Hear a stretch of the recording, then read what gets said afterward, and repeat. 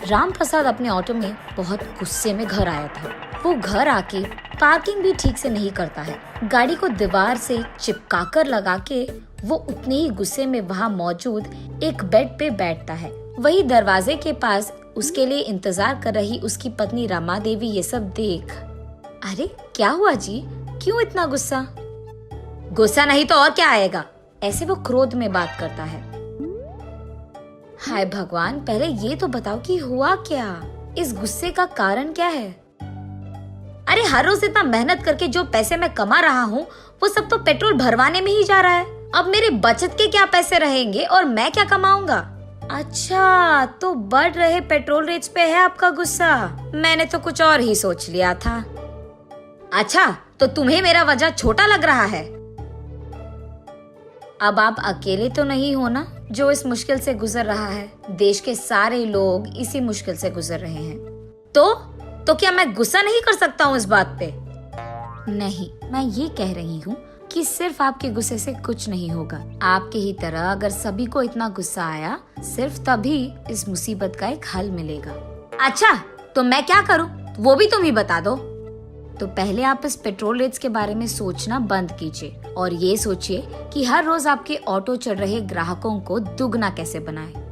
मतलब अब मैं क्या करूं? मेरे एक ऑटो को दो में बनाऊं या फिर मेरे ऑटो के पीछे एक और ऑटो लगाऊं? ऐसे पूछता है गुस्से में। इतने में रमा देवी कुछ कहने ही जा रही थी कि राम प्रसाद को ऐसे लगता है कि अचानक उसे कुछ समझ आया और वहाँ से उठकर तुरंत उसके ऑटो के पास जाकर उसे जांचने लगता है। ये देख रमा देवी, क्या हुआ जी, अब फिर से क्या हो गया? ऑटो को ऐसे जांच क्यों रहे हो आप? खा जाओगे क्या उस ऑटो को?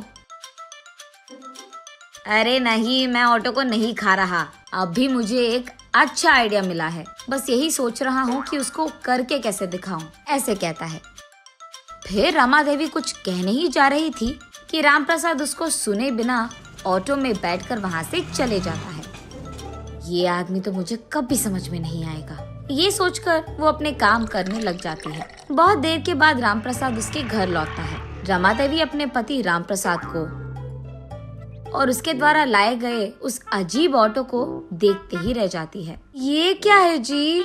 ऐसे पूछती है आश्चर्यचकित होकर। अब तुम ही तो कह रही थी कुछ देर पहले कि मेरे ग्राहकों को दुगना बनाना चाहिए, तभी मुझे ये विचार आया। मैं एक पुराने ऑटो को लेकर उसके सामने के भाग को काट कर उस भाग को मेरे ऑटो से जोड़ दिया है मैंने। अब मेरे ऑटो बहुत सारे लोग चढ़ेंगे और मुझे ज्यादा पैसे भी मिलेंगे। मेरा पति तो बहुत चालाक है, ऐसे कहकर खुश हो जाती है रमा देवी। अगले दिन से राम प्रसाद की सोच के अनुसार ही बिना कोई मतलब के भी बहुत सारे लोग राम प्रसाद के अनोखे ऑटो में सैर करने चढ़ जाते थे और इसी कारण उसको बहुत सारे पैसे मिलने लगे। उसका तो लाभ चल रहा था। ऐसे ही कुछ दिनों में राम प्रसाद का ऑटो सुबह से शाम तक बहुत भीड़ था और पैसे भी उसे ऐसे ही मिलते थे। इतना कि राम प्रसाद को आराम करने का भी समय नहीं था। ऐसे कुछ दिन चल रहा था। उसके बाद उसके भीड़ित ऑटो को देख पुलिस उसके पास आते हैं। ऑटो को रोककर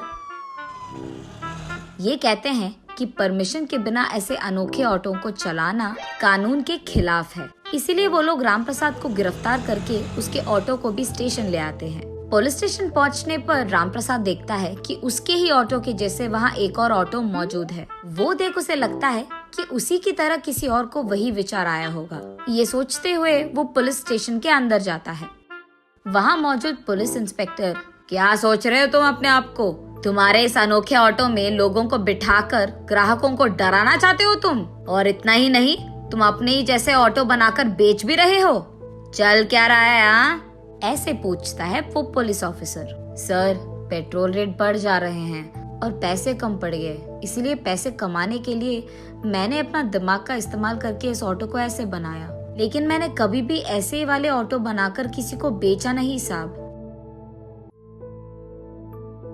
तब वो पुलिस ऑफिसर वहाँ मौजूद एक आदमी को देख, ये देखो, ये आदमी भी तुम्हारे जैसे एक ऑटो चला रहा है। जब मैंने पूछा उसने कहा कि तुमने ये ऑटो उसको बेची है, ऐसे कहता है। राम प्रसाद उस आदमी को देख ऑफिसर से ऐसे कहता है, साहब मैंने तो इस आदमी को कभी नहीं देखा है, ये तो पहली बार है इसको देखना। ये सुनकर वो पुलिस ऑफिसर उस आदमी की ओर गुस्से में देखता है और ऐसे कहता है, क्यों मुझसे ही खेल खेल रहे हो तुम? सच बताओ, ये ऑटो तुम्हें कैसे मिला?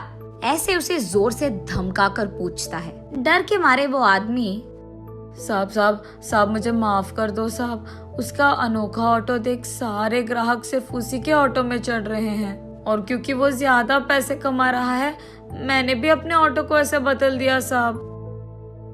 सुनो, इस आदमी को जेल में डाल दो और इसका ऑटो कहीं पे बेच दो। आज से ऐसे ऑटो नहीं बनाएंगे, उसका ख्याल भी रखो। ऐसे कहता है वो पुलिस ऑफिसर। जी साहब। लेकिन साहब, इस आदमी को और उसके ऑटो को क्या करें? अब से ये आदमी हमारे डिपार्टमेंट में ड्राइवर का काम करेगा।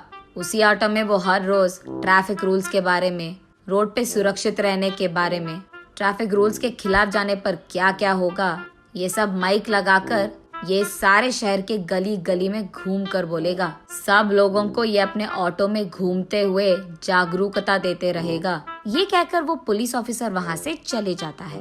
ये सुनकर रामप्रसाद, हाँ भगवान का शुक्र है मुझे कोई तो नौकरी मिला, महीने का इतना पैसा भी मिल रहा है मुझे, अब जो है उसमें खुश रहूंगा मैं।